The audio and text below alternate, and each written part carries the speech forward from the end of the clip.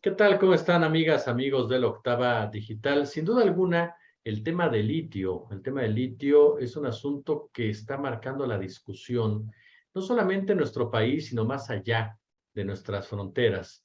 El llamado oro blanco es el nuevo derrotero, dicen algunas expertas, de lo que viene en la disputa política, económica, y lo hemos visto ya en muchos sucesos que están ocurriendo principalmente en Sudamérica. Mucha gente dice que lo que pasó en Bolivia realmente tiene más impulso a través de la disputa por el litio, el control del litio, que por un interés político por parte de la llamada derecha boliviana. Pero vamos a platicar de un libro que de verdad yo le recomiendo mucho, que vale mucho la pena para entender la trascendencia de este tema. Litio, una novela sobre la ambición y corrupción en México. Y se encuentra con nosotros su autor, a quien le agradezco nuevamente su generosidad con la octava, Imanol Canellada. ¿Cómo estás, Imanol? ¿Qué tal, Jesús? Enorme placer encontrarme contigo aquí en la virtualidad. Oye, mi querido Manuel, pues yo la primera pregunta que te haría es, este texto, este trabajo que tú realizas, nos ubica precisamente en ese interés, en esa ambición de transnacionales, de grupos de poder fáctico, que nuevamente, así como lo hicieron con el petróleo, lo hicieron con otras energías, ahora buscan hacerlo con un mineral como el litio, apoderarse del mismo. Totalmente. De hecho, hay un tuit que pasa desapercibido cuando el golpe de Estado en Bolivia de Elon Musk que dice, no van a poder con nosotros.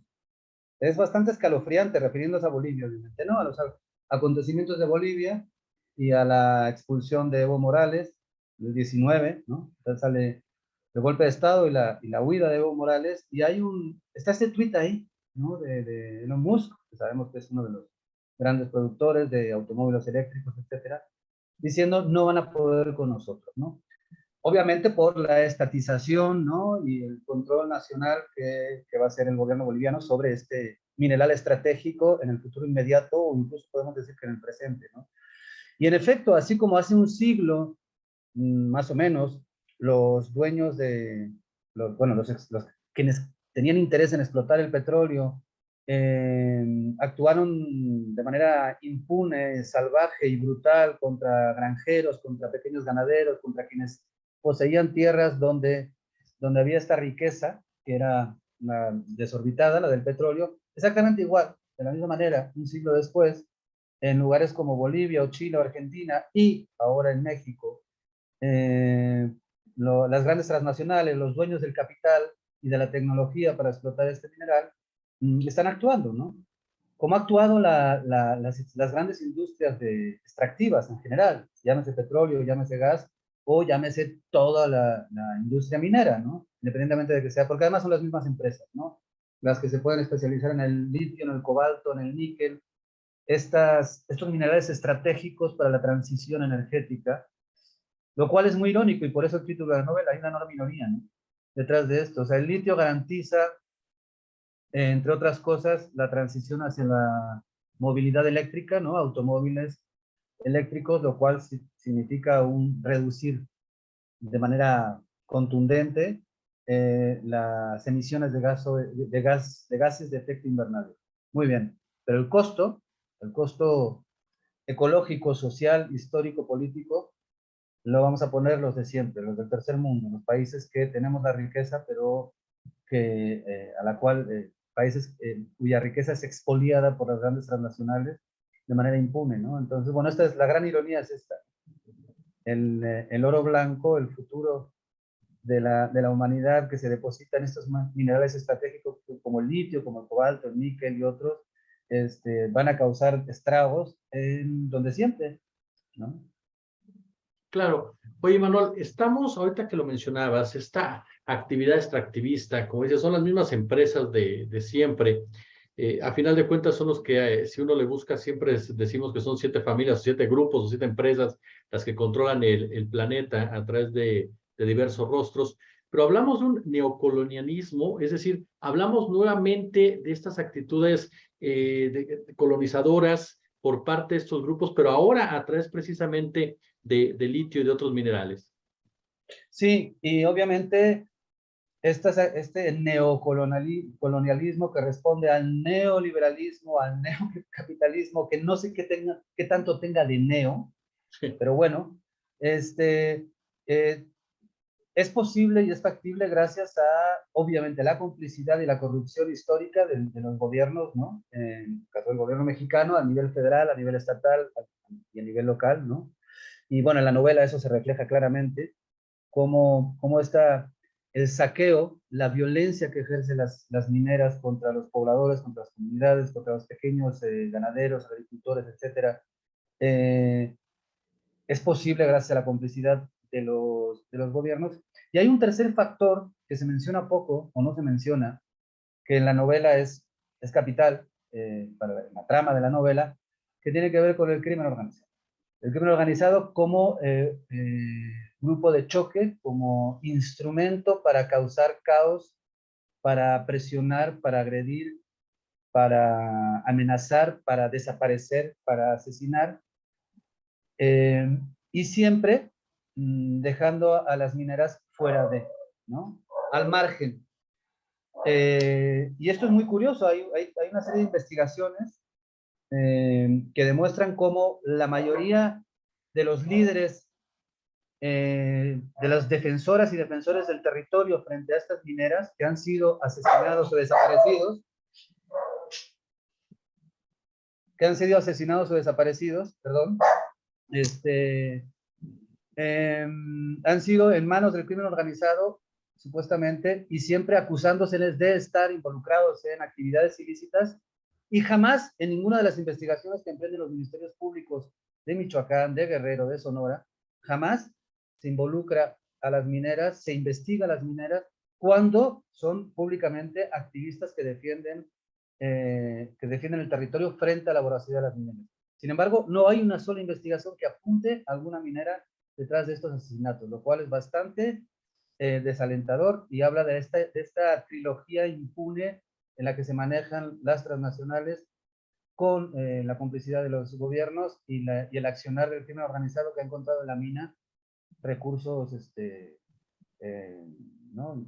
digamos que limpios, libres de persecución policíaca, ¿no?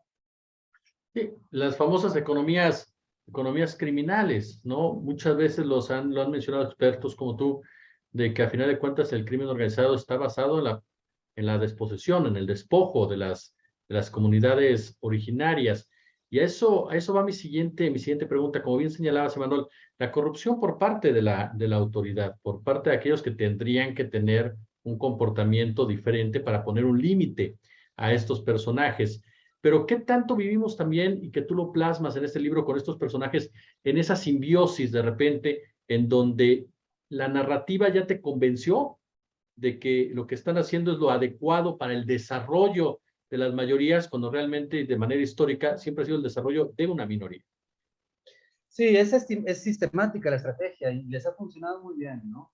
Por un lado está la manipulación, el engaño, el chantaje, la presión, pero esto siempre llega una vez que han sido debilitados los territorios, ¿no? Una vez que los agricultores, los pequeños ganaderos se han quedado sin agua, se han visto afectados por las sequías, una vez que los gobiernos han tomado medidas drásticas en cuanto a los apoyos al campo, ¿no? A la reducción de apoyos al campo, cuando los intermediarios han especulado con los precios y los han puesto contra la lona, ¿no? Una vez que están ya en ese estado ya de indefensión económica, es cuando llega la gran promesa, ¿no? Entonces entra la minera con una serie de promesas que nunca cumplen, está demostrado. Además, en Sonora hay muchísimas comunidades que se quejan de esto, ¿no? De que fueron engañados, de que fueron vilmente engañados. Y cuando han tratado de tomar, y de hecho la novela ahí también se aborda esta parte, ¿no? Cuando han tratado de tomar acciones, pues, ya sabemos cómo funcionan los tribunales agrarios y los jueces, etcétera, ¿no?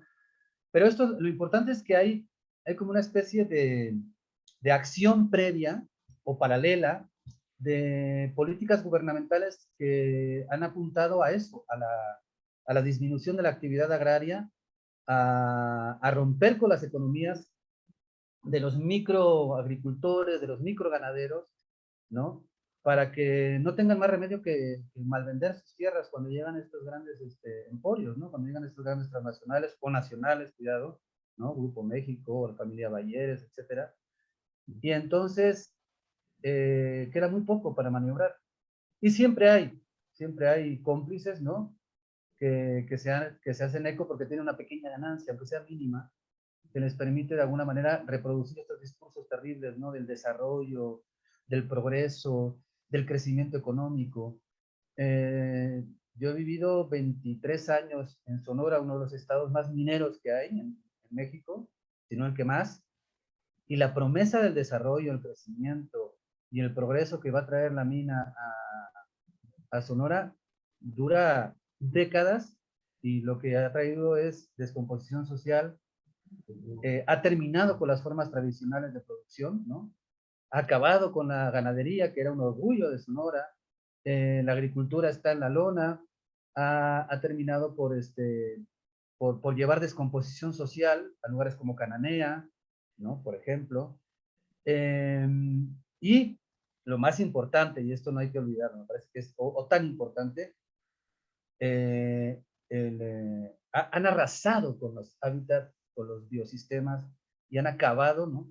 Han acabado con la fauna y la flora, o están acabando con la fauna y la flora de una manera sistemática y sin ningún tipo de control de parte de quienes tendrían que ponerles límites, ¿no? Que son las autoridades, porque están totalmente vendidas, las estatales, las municipales, por supuesto, pero también durante décadas las autoridades federales, ¿no? Han estado vendidas a este gran capital que compra sus voluntades, sin duda. ¿Cómo ves tú desde esta óptica, mi querido Imanol, lo que sucede en la actualidad con toda esta discusión? Escuchábamos en la Bueno, cuando gente incluso del PRI, Alejandro Moreno, Marco Cortés y demás nos dicen, no somos traidores a la patria por no votar a favor de que haya una reforma tal o de que haya un control sobre tal mineral. Eh, Te soy honesto, perdón que involucre el yo-yo en la charla. En lo personal siempre he creído que aquel que vota a favor de una empresa y no a favor de un país, pues es un traidor a la patria, sobre todo cuando tienes esa responsabilidad de cuidar los intereses del país, y el aspecto minero, el aspecto de las concesiones pasa por ahí.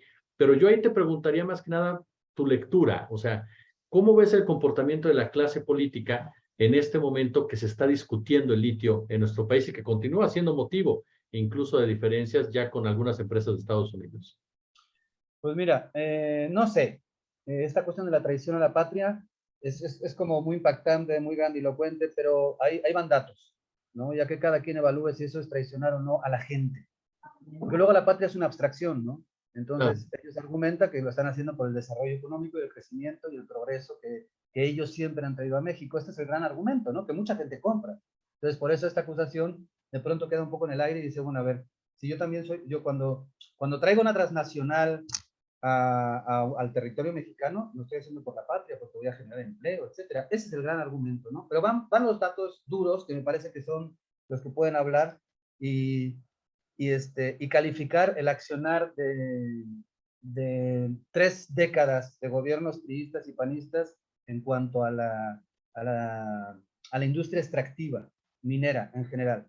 Ninguna de las empresas mineras, y esto es un informe que acaba de salir por parte de una asociación que lucha contra contra la actuación de las mineras.